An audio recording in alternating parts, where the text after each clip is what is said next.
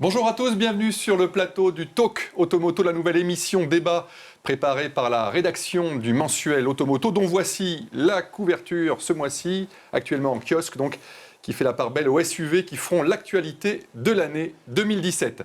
Nous recevons chaque semaine un patron, un directeur, un responsable de marque ou d'équipementier que nous allons travailler au corps, que nous allons cuisiner avec Jean-Luc Moreau, notre expert environnement à Automoto et la voix de votre auto tous les dimanches matins sur RMC. Bonjour Jean-Luc. Bonjour Lionel. Toujours en pleine forme? Oh, toujours. Dans cette nouvelle année, pleine de vigueur, pleine de bonnes résolutions. On l'a déjà dit. Pour une nouvelle émission. Exactement, et c'est la 3e, donc ça veut dire que pour l'instant tout va bien. Effectivement, car nous ne sommes plus à l'état de cobaye, c'est donc la 3e du Talk Automoto, et nous avons la chance aujourd'hui d'accueillir sur ce plateau M. Thierry Gentet, directeur du marketing d'Opel France. Bonjour Lionel, bonjour.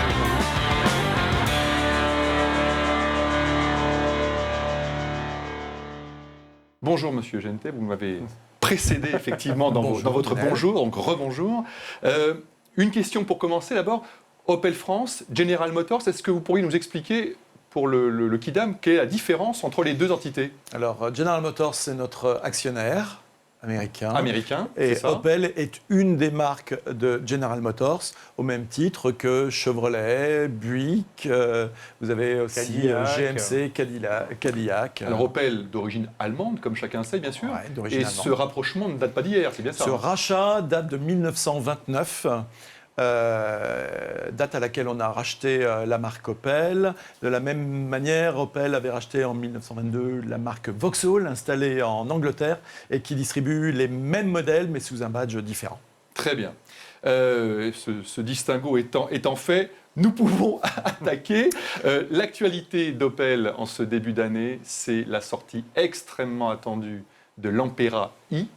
Alors qu'est-ce que c'est l'Ampera i? Expliquez-nous. Ouais, vous parliez de résolution 2017. Nous, on a des ambitions 2017 qui sont grandes, puisque on annonce 7 nouveaux lancements en 2017. C'était une grande année pour nous, la grande année du comeback, dont l'Ampera i. Alors qu'est-ce qu'il y a? On va revenir sur l'Ampera i, mais Oui, quels sont les 6 autres alors? C'est quoi? Alors 7. 7, c'est d'abord la nouvelle Insignia. L'Insignia sous 3 carrosseries. Donc, une Grand Sport, 5 portes, un break, Sports Tourer, et puis le Country Tourer. Break surélevé, c'est ça? Voilà. Ah, d'accord, ok, oui. Ensuite, ça c'est le flagship, c'est le porte-étendard de la marque. Gamme, ouais. Segmentée, concurrente des grandes françaises comme 508 ou Talisman. Ensuite, on enrichit notre gamme de SUV avec 2 nouveaux SUV. En partenariat, les fameux petits cousins des amis de chez Peugeot, qui sont le Crossland X et le Grandland X. Alors moi j'ai une question, je vous coupe là. Peugeot est un peu débordé par le succès du 3008. L'usine tourne à plein régime. Est-ce qu'il va être possible de produire en plus des Opel dans une usine qui semble déjà surchargée par les commandes? C'est prévu, ouais, c'est prévu. Tout est prévu, déjà tout est prévu par contrat. Tout est prévu par contrat. Donc effectivement, il est prévu qu'on ait nos volumes en temps. En tout cas, comment vous voyez d'ailleurs ce succès du Peugeot 3008? C'est plutôt de bon augure pour vous? C'est d'excellent augure. D'excellent augure. On a peu de pièces visibles communes, donc on aura notre identité propre.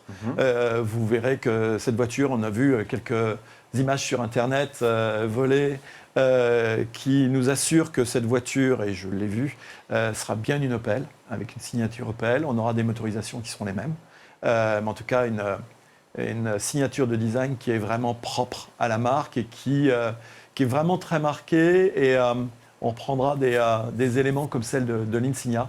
Franchement, l'Insignia, j'aime beaucoup ce nouveau dessin d'Opel, et tous nos nouveaux modèles, y compris Crossland et Grandland, reprennent ces éléments. Crossland, Grandland, présenté quand? À l'occasion de quel salon? Il n'y a pas encore de date officielle. Mais ce sera en tout cas durant l'année 2017. Bien sûr. Ouais, d'accord. Donc c'est ces 7 lancements. Donc 3 Insignia, 2 SUV, Crossland X, Grandland X. Ensuite, nous avons l'Ampera i. Et puis le 7e, c'est une version qu'on va appeler business du Vivaro, notre utilitaire Vivaro Tourer, une version un peu luxe. finie, un peu luxe, exactement. C'est D'accord. exactement ça. Et pourquoi ce partenariat avec PSA quand on appartient à un groupe aussi gigantesque que General Motors? Est-ce qu'on a besoin de se marier avec, au final, un petit constructeur, puisque ça reste un petit constructeur? On avait besoin d'avoir des SUV adaptés à la région Europe. Et on avait besoin d'un partenaire pour, évidemment, des économies d'échelle. Et rappelez-vous, le rapprochement avec Peugeot, c'est après les années 2008-2009, où nous étions à la recherche, effectivement, de renforts. Et nous avions besoin d'un partenaire pour développer en masse des SUV adaptés à la région Europe, c'est-à-dire un petit peu plus petits, compacts que des SUV que l'on peut retrouver notamment aux États-Unis. D'accord, donc c'est le savoir-faire de PSA qui vous a séduit vous en la allez chercher, matière. ouais. Oui, et aussi la possibilité de faire en volume quelque chose de rentable pour toute la région Europe, dans un monde globalisé. Alors le gros bout de l'année, en tout cas l'ovni de l'année, ça sera l'Ampera i qu'on a découvert au Mondial de l'Automobile, qui a surpris un peu tout le monde, puisque vous annoncez une voiture 100% électrique avec une autonomie digne d'une voiture à moteur thermique, avec la puissance pratiquement d'une sportive, et tout ça pour un prix, alors si on a bien compris, inférieur à 40 000 euros, je ne trahis rien, ça sera ça. Ouais. Je traduis en chiffres. Sans Allez. les aides, oui. Je traduis en chiffres. Donc, l'homologation n'est pas encore connue en début 2017. Vous avez en revanche, vendu on a 500 annoncé kilomètres. plus de 500 Plus de km. 500 Plus de 500 km. Donc, ça, c'est NEDC. hein, NEDC, c'est bien ça, d'accord. c'est exactement 400 ça. réels, quoi. C'est 400 réels. Pour l'instant, Donc on c'est 100 annonce plus. km de plus que la concurrente la plus proche, qui est la nouvelle Zoé. Exactement. Alors comment on peut... vous parliez aussi d'une proposer- sportive. Oui, oui. Vous mais parliez on- aussi. On finit sur le prix, on finit sur le prix. on Attendez. finit sur- On finit sur le prix. Sur le prix, vous alliez être précis au moment où on vous a coupé, c'est dommage. Monsieur Moreau a annoncé trois éléments. Donc il y avait effectivement l'autonomie. Oui. Ensuite, on a parlé d'une sportive parce que c'est effectivement, ça peut être une sportive.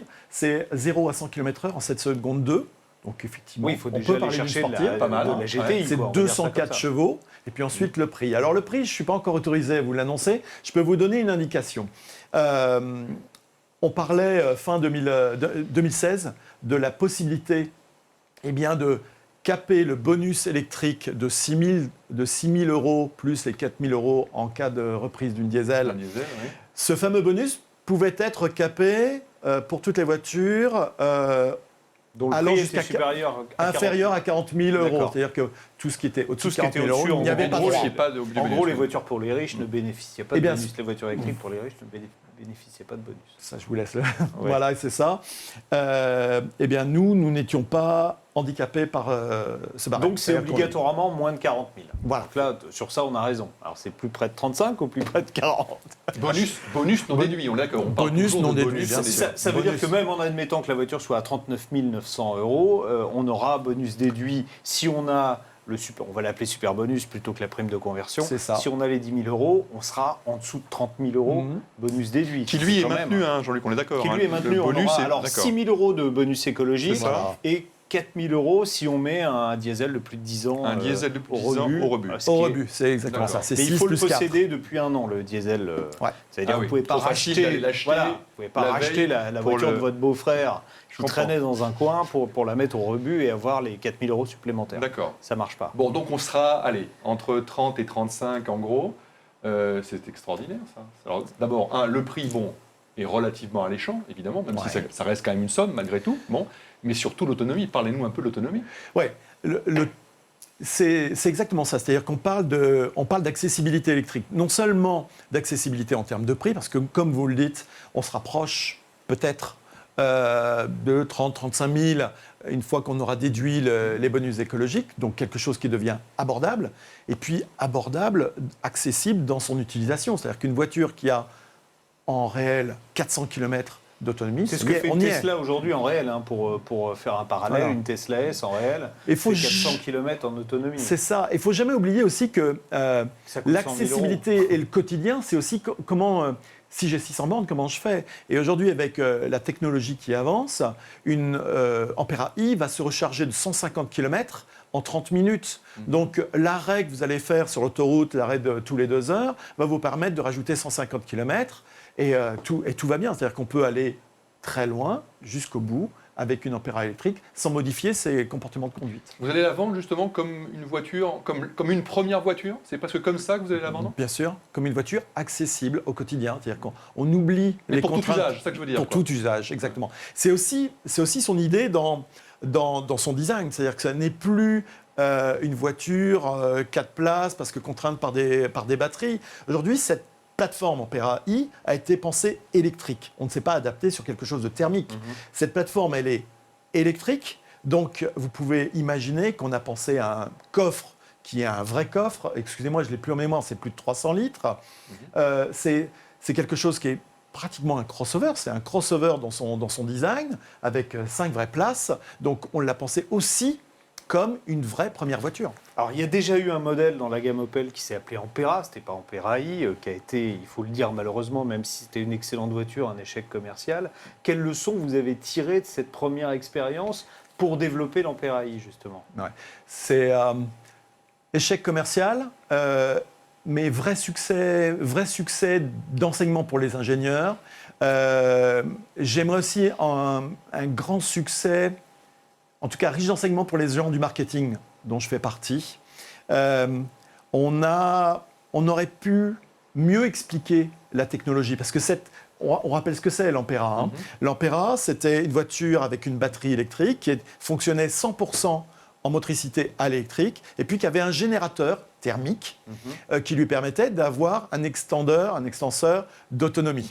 Donc on avait 70 km d'autonomie avec sa batterie, et puis on pouvait rajouter 300-400 km d'autonomie grâce au moteur thermique. On aurait pu mieux l'expliquer en termes de publicité, ça c'est le communicant qui en parle. En tout cas, on a appris en termes de mobilité de ce qu'on pouvait faire avec cette voiture. J'ai vécu avec une Ampera notamment à Paris, et vivre avec une Ampera à Paris, avec Autolib, c'était fantastique. Vous aviez accès aux bornes, vous preniez votre abonnement, et vous aviez l'application, parce que vous aviez la connectivité qui était ouverte, vous aviez votre autonomie qui était 100% électrique. Je ne faisais jamais le plein, jamais le plein. J'étais toujours en électricité parce que j'avais ma borne à Paris. Pas de problème pour vous garer? Pas de problème pour ce gars. Mais c'est tellement important, parce que je pouvais programmer mon parking et je pouvais me garer dans des endroits où personne ne va plus parce qu'ils savent qu'ils ne vont pas pouvoir se garer. Ce sera donc aussi confortable avec l'Ampera i, j'imagine? Bien sûr. Vous allez reproduire exactement Bien sûr, cet univers. proposition. C'est même mieux en termes de connectivité. Je vous remercie de me donner l'opportunité d'en parler. C'est que l'Ampera i, ce que n'avait pas l'Ampera, aura OnStar. Aujourd'hui, on a lancé OnStar il y a 1 an en France, 1 an et demi. Qu'est-ce que c'est OnStar, monsieur Gentet? Répétez-nous. OnStar, c'est notre assistant à la mobilité. OnStar. On prend un exemple concret d'un magazine qui s'appelle Automoto, je Par crois. exemple, Quel bon D'un journaliste magazine. qui laisse malencontreusement tomber les clés dans le coffre d'une Opel et qui referme et qui le coffre. referme, et donc la voiture est verrouillée avec les clés à l'intérieur.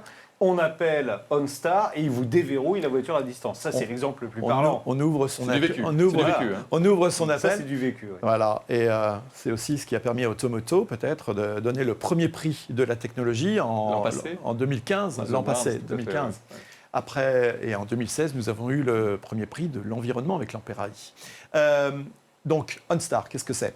OnStar, c'est un assistant à la mobilité. Donc, effectivement, ça permet de déverrouiller à distance votre voiture. C'est aussi un système, ça se présente sous la forme de 3 boutons dans votre voiture.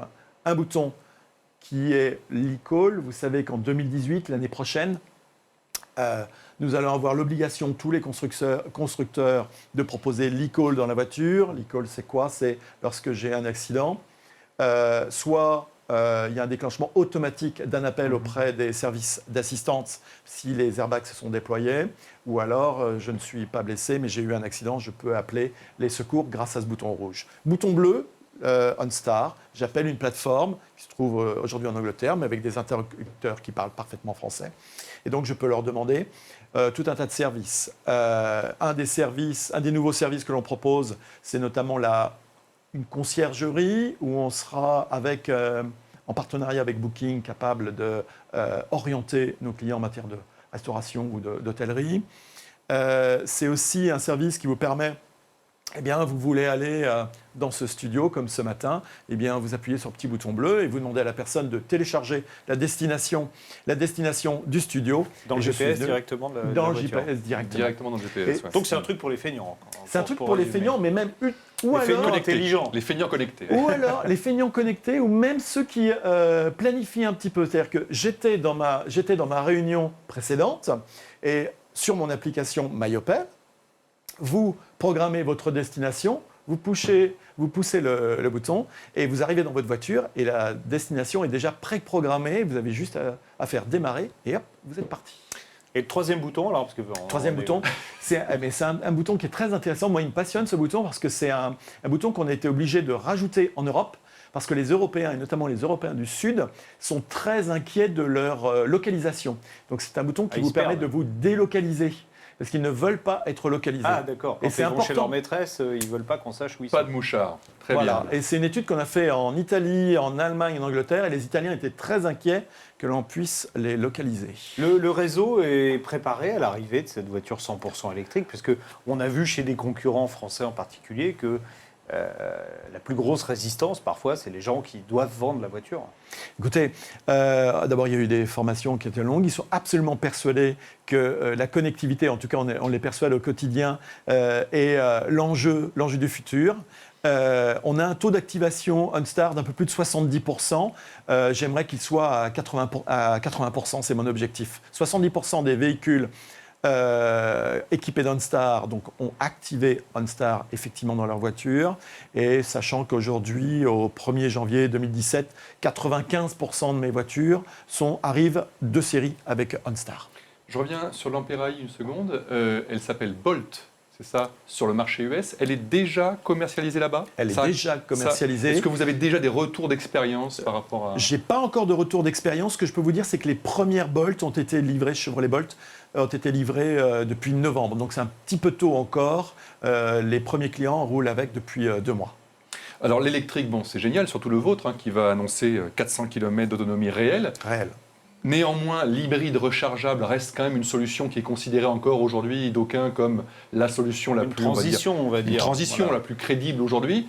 Pas d'hybride rechargeable dans la gamme Opel pour l'instant? Pas d'hybride encore. Ce que l'on a simplement annoncé officiellement, c'est qu'on avait un centre d'engineering qui venait d'ouvrir à Rüsselsheim, qui, avec l'intégralité de l'équipe d'ingénieurs, ils sont plusieurs centaines, qui vont travailler sur toutes les solutions électriques, soit... hybride, électrique, toutes les solutions. En tout cas, vous n'annoncez rien en termes d'hybride ou d'hybride rechargeable pour l'instant dans la gamme? Non, rien d'officiel. D'accord. Est-ce que vous avez un objectif là pour l'Amperae en France, en Europe? On n'a pas d'objectif communiqué, mais encore une fois, on a besoin d'expérience, on a besoin que notre réseau de concessionnaires fonce avec nous. On aura un mode de distribution qui sera innovant. Vous pouvez en parler un peu? Pas encore, un petit peu tôt pour en parler. Un petit peu tôt? Ouais, en janvier comme ça, c'est un petit peu tôt.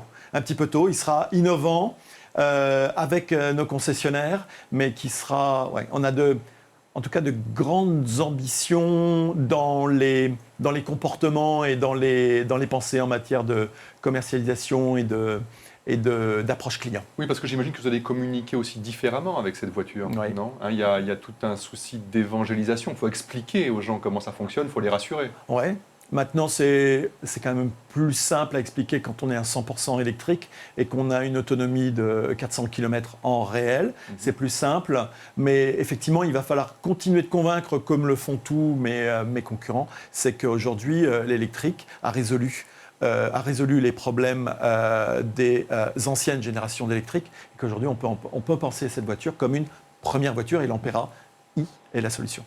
Alors, il n'y a pas que l'électrique dans la vie, il y a aussi le GPL. Il y a aussi le GPL. N'est-ce pas, Jean-Luc? Le GPL. Ouais, Alors, le GPL chez Opel. vous êtes aujourd'hui le constructeur en France qui propose dans sa gamme le plus de modèles GPL. Ouais. Alors d'abord, pourquoi cette particularité? Qu'est-ce que vous trouvez de bien au GPL? D'abord, on a 2 grandes forces dans notre... Il faut comprendre la structure industrielle et commerciale de General Motors. On a une grande force, c'est que notre outil industriel est global. Et dans la globalisation des outils industriels, on a des usines en Corée. Et la Corée est un des pays, voire le pays. Ouais, gros consommateur de GPL. Gros consommateur et leader en GPL. Et on a quelques voitures comme le Moka ou la Carl qui sont produites là-bas. Donc c'est facile d'importer les versions GPL. C'est facile. Et puis vous le savez, c'est aussi des versions fiable. d'usine, c'est ça. Donc c'est pas des adaptations comme on a pu voir chez d'autres constructeurs avec les problèmes de fiabilité qui vont derrière. Monsieur Moreau fait l'article de mes voitures. Mais c'est exactement ça. C'est-à-dire que nos moteurs, vous le savez, il y a besoin d'une préparation spécifique pour cette carburation GPL. Nos moteurs sont préparés à l'usine pour être GPLisés. Ça, c'est la première force. Et puis on a une deuxième force, c'est que, vous le savez, le pays leader en Europe, c'est l'Italie. L'Italie est... Sur le GPL. Sur le GPL, ou pour Opel. Les deux, j'allais D'accord. dire. C'est-à-dire que nous avons un gros marché Opel. Nous sommes très bons là-bas, des très bonnes performances. Et ce qui fait que quand nos amis italiens demandent le GPL à nos usines allemandes ou coréennes, eh bien on les écoute et on profite justement de cette richesse d'offres pour en faire bénéficier les Français. Donc c'est Carl, c'est Corsa, c'était Meriva et puis c'est Moka. Et pourquoi est-ce que vous ne communiquez pas plus sur les avantages du GPL? On a vu, il y a des tests qui ont été effectués par le Comité français du butane-propane dans des conditions réelles de circulation qui seront bientôt les futurs tests d'homologation où le GPL s'en tire finalement vraiment avec les honneurs parce qu'on se rend compte qu'il est jusqu'à 100 fois moins polluant en matière d'émissions d'oxyde d'azote, par exemple, qu'un moteur diesel. Donc on pourrait imaginer que les constructeurs reprennent à leur compte, enfin en tout cas ceux qui ont du GPL dans leur gamme, reprennent ces évaluations à leur compte et communiquent auprès du grand public. C'est pas le cas. Je me souviens avoir eu ces discussions-là avec vous depuis quelques années. En fait, Opel a aussi ses limites en termes de ressources de communication. Quand vous avez 7 lancements en 2017, c'est un problème d'allocation de ressources. Et puis, je suis persuadé que Opel, en France, avec la visibilité que l'on a, on a besoin aussi des pouvoirs publics pour appuyer ce genre de ressources, d'énergie. Souvenez-vous, les meilleures heures du GPL en France. Ah oui, c'est le bonus de 2 000 €, oui. Voilà. Parce que, vous savez, il y a un surcoût. Il y a un surcoût GPL qui est de l'ordre de 1 500 € quand il vient de l'usine. Et ce bonus permettait de lisser ce surcoût. Et donc, permettait aussi d'expliquer aux clients que pour le même coût qu'une essence, on avait une GPL, même si elle consommait un petit peu plus. En tout cas, il y avait des vertus écologiques qui étaient non discutables. Dans le mix des ventes d'Opel, ça représente quoi aujourd'hui, le GPL ? C'est faible, c'est très très faible. C'est très très faible. Malheureusement trop faible. Parce que non promu, j'imagine. Non promu, et puis les barrières psychologiques, notamment la richesse du réseau pour faire son plein, reste intacte. On doit être maintenant à moins de 1700, je crois. 1700, ouais, ça baissait. On a perdu une centaine de stations en 2 ou 3 ans. Donc ça reste un frein aujourd'hui. Mais je suis persuadé que si on veut pousser les énergies propres, il faut convaincre tout le monde que le GPL est une très bonne solution. Une des solutions. Le problème, c'est qu'on a souvent la monoculture en France. Ouais. C'est-à-dire là, aujourd'hui, on met tout sur l'électrique, on oublie un petit peu qu'il y a des énergies alternatives qui peuvent. Il n'y en a pas qu'une, je suis complètement d'accord avec vous. Alors, on parlait de monoculture, ça tombe bien, la transition est toute trouvée. On a le sentiment un petit peu aujourd'hui dans la gamme Opel qu'il y a de la monoculture. Vous vendez du Moka, quoi. Et de la Corsa. Un peu quand même. En 2016, Moka Superstar quand même. Hein. Moka Superstar. Il marche bien, ce Moka. SUV le plus vendu en Europe, non, c'est ça? SUV le plus vendu en Europe, et puis c'est le premier véhicule importé en France. D'accord. Premier véhicule importé en France. Sur son segment. D'accord. Voilà. Il y a des évolutions prévues sur ce Moka. Il y en a une qui est très récente. Mais je serais tenté de dire, il y a des évolutions en matière de motorisation. On parlait d'alternatives tout à l'heure.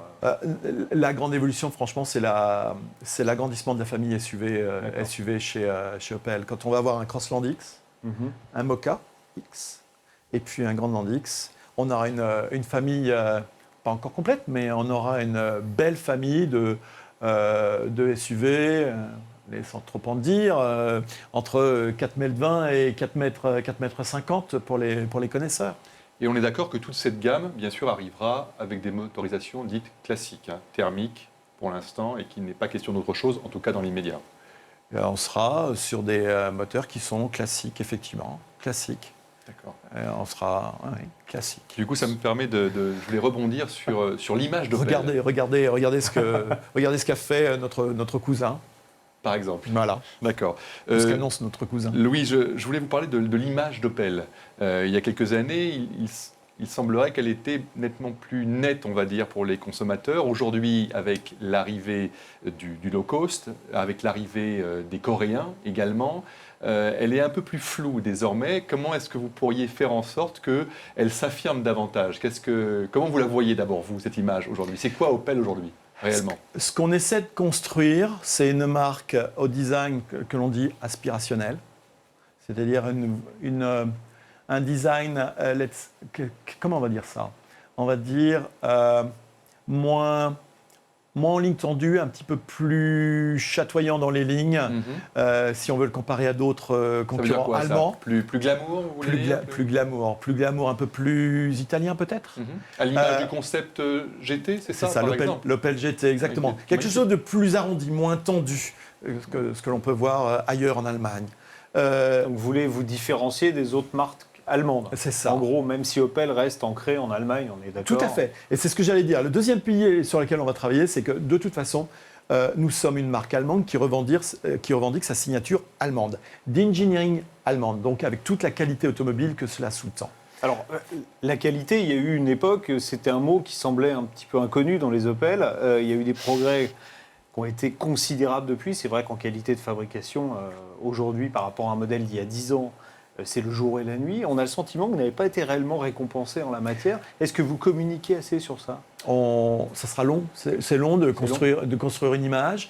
Depuis 2013, on travaille sur cette plateforme stratégique de marque. Et on travaille effectivement sur cet engineering allemand. Et quand on a une Opel Astra, voiture de l'année 2016, vous le savez bien, les critères pour être voiture de l'année, ils sont très drastiques. Et donc, on a le sentiment d'avoir produit une voiture qui était qualitative. Et toutes les voitures que l'on produit sont à l'image aujourd'hui de la qualité de l'Astra. Le troisième pilier sur lequel on travaille, c'est l'accessibilité. L'accessibilité, ça n'est pas une voiture au bon prix. C'est une voiture au bon prix avec des équipements très avancés en termes de technologie automobile. Aujourd'hui, dans une Astra, vous avez des éléments d'autonomie, de voiture autonome, rendus accessibles au prix d'une Opel, au prix d'une voiture, je vais dire, mainstream, de monsieur tout le monde. Je vous donne un exemple. Le régulateur de vitesse de croisière, il n'est pas simplement adaptatif, il corrige aussi le cap. C'est-à-dire que si l'algorithme de la voiture évalue que vous êtes en sous-activité, en non-activité, alors il va se dire « Ah, il franchit la ligne et en plus, je pense qu'il est légèrement, pas endormi, mais il n'est pas concentré. » Hop, va donner un petit coup de direction. Ça, c'est d'autonomie rendue accessible. C'est ça l'accessibilité. Et le quatrième point, c'est la connectivité, avec un gros pilier qui est OnStar, qui fonctionne très bien. Depuis septembre dernier, depuis 5 mois, nous avons aussi le Wi-Fi à bord grâce à OnStar. Et ça change la vie à bord. Donc la Deutsche Qualität, ça n'est toujours pas un mythe, c'est bien réel à bord des Opel. Oui, j'ai le sentiment, et en tout cas j'ai l'impression qu'on vous a donné le sentiment avec tous les récompenses que vous avez pu nous donner depuis 2 ans, et Automoto nous en a décerné 2 en 2 ans, donc on en est vraiment absolument ravis. Monsieur Gentet, je vous remercie. Merci Jean-Luc. On se retrouvera Lionel, la semaine prochaine. Merci N'oubliez Lionel, pas de nous acheter en kiosque ou par abonnement sur www.abopressmag.fr. Merci à vous tous et à très bientôt sur automoto.com.